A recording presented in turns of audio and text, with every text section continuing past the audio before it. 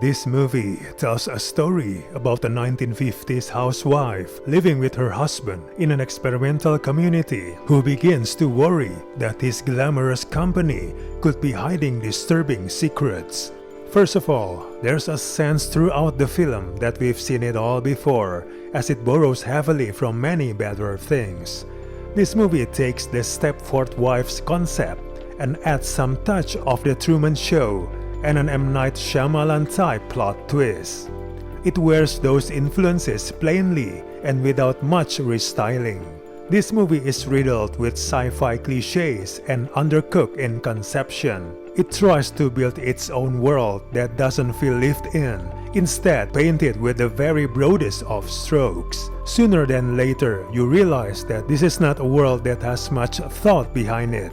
The script is not only opting for an obvious and lame reveal, but are also committed to dragging out the inevitable rug pull for most of the film's running time. It also doesn't help that we saw a roughly similar twist in other movie not that long ago. Granted, the movie is attempting this plot twist device to tackle gender roles, misogyny, and more. However, once all is made clear, the movie doesn't muster up an insightful social commentary.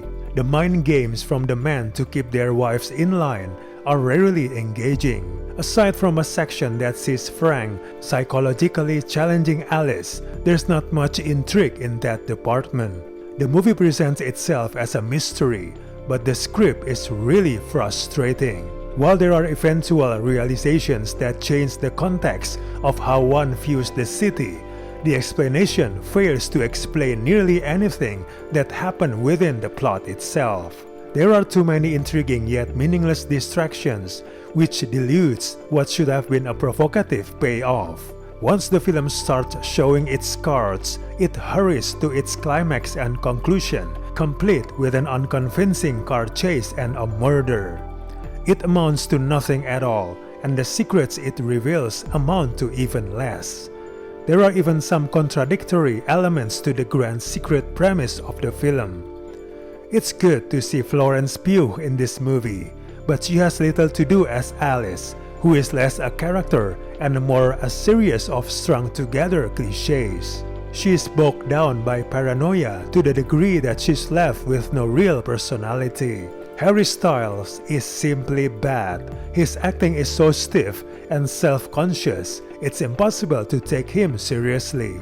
You simply cannot believe that his character is capable of the things eventually revealed in the film's twist.